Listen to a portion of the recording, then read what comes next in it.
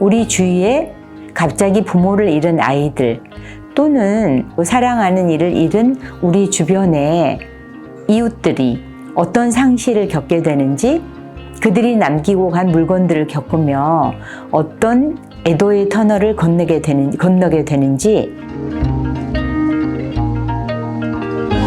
안녕하세요, 여러분. 그림책으로 배우는 삶과 죽음이라는 책을 제가 내고 여러분과 함께 그대함 채널에서 만나 그림책으로 삶과 죽음에 대한 이야기를 여러 편 나누었는데요. 벌써 많은 책들이 차곡차곡 쌓였네요. 제가 지난주에 여주에 있는 도서관에 다녀왔는데 한 아이가 갑자기 엄마를 잃게 됐어요. 근데 동생도 둘이나 있고 그 아이는 맞은데 10살이더라고요. 그런데 그 아이가 저랑 만나서 이제 엄마에 대한 이야기도 나누고 그림책을 읽어줬는데, 저는 그 아이를 만나면서 참 마음 아픈 지점이 있었거든요. 그게 뭐냐면 아이가 10살이면 어리잖아요. 근데 엄마를 잃고 뭐가 걱정되는지 물었는데 자신이 어린데도 불구하고 어린 동생들이 어떻게 될까 걱정된다는 거예요. 그래서 어린 아이들이 부모 중 한 분을 잃고 상실을 겪게 되는데 그 상실의 지점에서 어떤 마음속을 갖고 있는지, 그 아이들의 색깔은 뭔지 우리들은 어느 정도 들여다보는지 그림책 한 권에서 만나보도록 하겠습니다. 오늘 여러분에게 소개해드릴 그림책은 나에게 소중한 것들이라는 그림책인데요. 피터 카나비스라는 작가가 그림을 그리고 글도 쓰고 했습니다. 이상희 선생님께서 옮기셨는데, 여러분에게 소중한 것들 어떤 것들이 있나요? 물건도 있고 물건이 아닌 것들도 있죠. 네, 표지에 보면 엄마와 아이와 강아지가 거의 한 몸이 되다시피 함께 어우러져 있습니다. 그런데 왠지 이 엄마와 아들의 표정이 보이질 않아요. 어찌된 일인지 책 속으로 들어가 보도록 하겠습니다. 자, 면지에 보면 금이 간 컵이 그려져 있는데요. 엄마와 아이가 금이 간 컵을 들여다보고 있어요. 이 크리스토퍼란 아이가 주인공인데, 크리스토퍼의 엄마는 엄청 씩씩해요. 뭐든지 척척 해내거든요. 예, 가까이 보면은 보통 어떤 집에서는 아빠들이 할 일 같은 그런 힘든 일도 척척 해냅니다. 그런데 그러한 모든 일들을 척척 해내는 엄마를 크리스토퍼는 멀리서 바라보기만 해요. 낮에는 심지어 페인트 칠도 하고 식사 준비하랴, 이 크리스토퍼와 함께 놀아주랴, 책 읽어주랴 항상 바쁜 엄마인데, 그 어느 순간에는 일을 멈추고 갑자기 고개를 숙이고 슬픈 표정을 지어 보여요.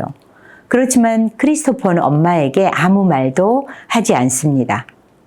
뭔가 힘들어하지 않고 아이에게 상실을 드러내 보이지 않은 이 엄마, 그리고 이걸 지켜보는 아들이 상실의 터널을 통과하는 시간을 우리는 이 그림책에서 만나볼 수 있는데요. 작가는 크리스토퍼의 아빠가 멀리 떠나갔다고 말해요. 여러분, 멀리 떠나갔다, 무슨 말일까요? 그렇죠. 크리스토퍼의 아빠가 죽은 거예요. 죽었다는 말 우리는 또 다른 말로도 할 수 있죠. 영영 볼 수 없다, 또는 고이 잠들었다, 또는 눈을 감았다, 또는 새로운 세상에 갔다. 여러 가지 언어로 우리는 죽었다는 말을 표현해 볼 수 있는데, 그 표현 방식 뒤에는 그 표현하는 사람의 죽음을 바라보는 태도가 깃들어 있는 거죠. 어느 날 엄마가 상자를 하나 가져오더니 거기에 아빠가 쓰던 물건을 다 담기 시작하는 거예요. 뭐 큰 거, 작은 거, 뭐 중요한 거, 중요하지 않은 거 다 담는데 보니까 별 볼 일 없는 것들이 많이 있어요. 금이간 컵, 낡은 아빠의 신발, 그리고 가장자리가 헤어진 피아노 악보 같은 것들. 그런 것들이 있는데 아빠가 쓰던 모자가 그 사이에 들어있는 거예요. 그런데 이 모든 것들을 상자에 담아가지고 어디로 갑니다. 어디로 갔을까요? 네, 중고품 가게에 가져다 준 거예요. 엄마는 이런 게 필요 없다고 말하면서 그 아저씨한테, 중고품 가게 아저씨한테 이 물건들을 주는데 왠지 엄마와 크리스토퍼가 바라보는 방향이 다르네요. 엄마는 뭔가 앞쪽을 바라보고 있고 크리스토퍼는 물건을 두고 온 쪽을 바라보고 있어요. 뭔가 아쉬운 듯한 표정이네요. 그런데 며칠 뒤에 이상한 일이 벌어진 거예요. 어떤 일이 벌어졌을까요? 분명히 중고 가게에 갖다 줬는데 금이간 컵이랑 낡은 신발이랑 그리고 악보들이 집에 있는 거예요. 어떻게 된 일일까요? 엄마가 무척 당황했어요. 그래서 엄마는 중고품 가게로 갔어요. 그리고 아저씨한테 물어봤어요. 어떻게 된 일인지. 그랬더니 중고품 가게 아저씨는 그냥 가만히 듣고만 있는 거예요. 어떻게 된 일일까요? 그리고 왜 이 아저씨는 말없이 듣기만 했을까요? 엄마는 그날 밤 잠이 오지 않았겠죠. 그래서 살금살금 크리스토퍼가 눈치채지 않게 아래층으로 내려갑니다. 그리고 스탠드 불을 켜고 조용히 혼자 앉아 생각을 해요. 그런데 갑자기 크리스토퍼가 보인 거예요.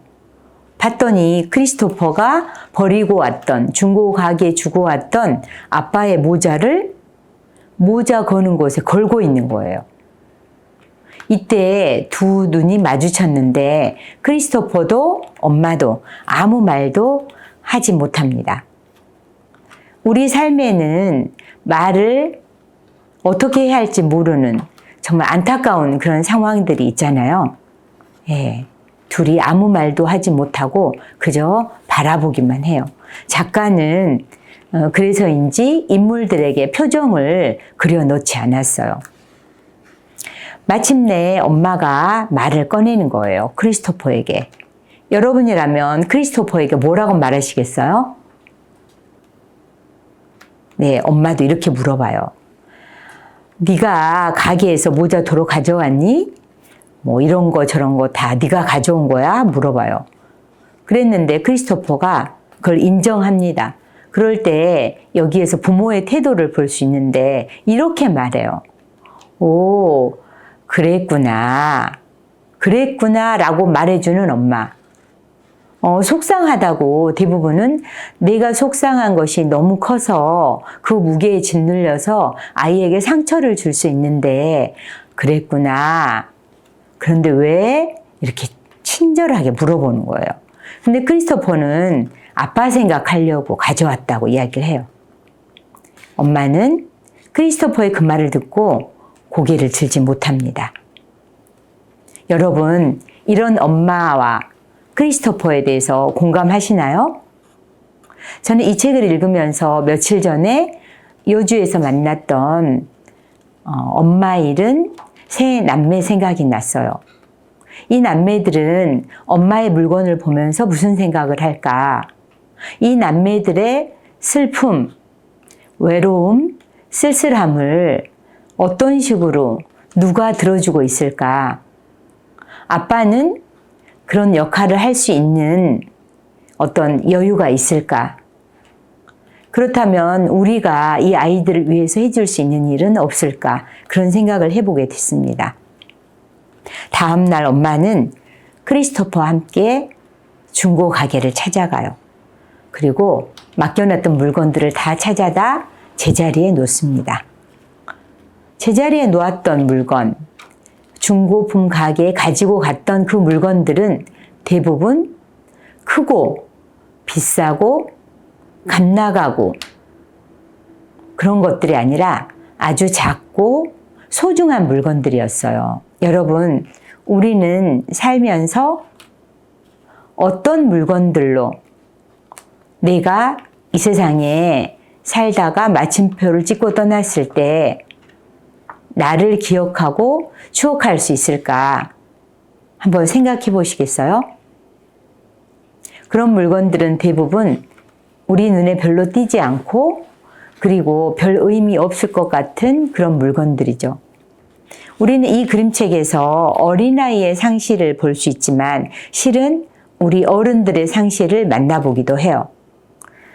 이 작가는 사실 이 그림책을 통해서 중요한 건 이 아이가, 이 엄마가 일상을 유지하는 것이 아니라 상처받은 마음을 서로 읽어주고 다독여주는 게 중요하다. 그리고 아이가 아무것도 모르는 우리가 무시해야 되는 존재가 아니라 무엇보다도 아이는 다 알고 있고 어쩌면 어른보다 더 깊이 상처를 안고 있을 수 있기 때문에 우리가 그들을 잘 이해하고 아픈 마음을 돌봐줘야 한다는 어떤 책임감 같은 걸 느끼게 되는 그림책이에요. 내 자녀가 그런 일을 겪지 않았다고 해도 우리 주위에 갑자기 부모를 잃은 아이들 또는 부모를 잃고 사랑하는 이를 잃은 우리 주변의 이웃들이 어떤 상실을 겪게 되는지 그들이 남기고 간 물건들을 겪으며 어떤 애도의 터널을 건너게 되는지 우리는 한번 간접적으로 경험해 보게 되는 거죠. 네, 나에게 소중한 것들이라는 그림책이었습니다.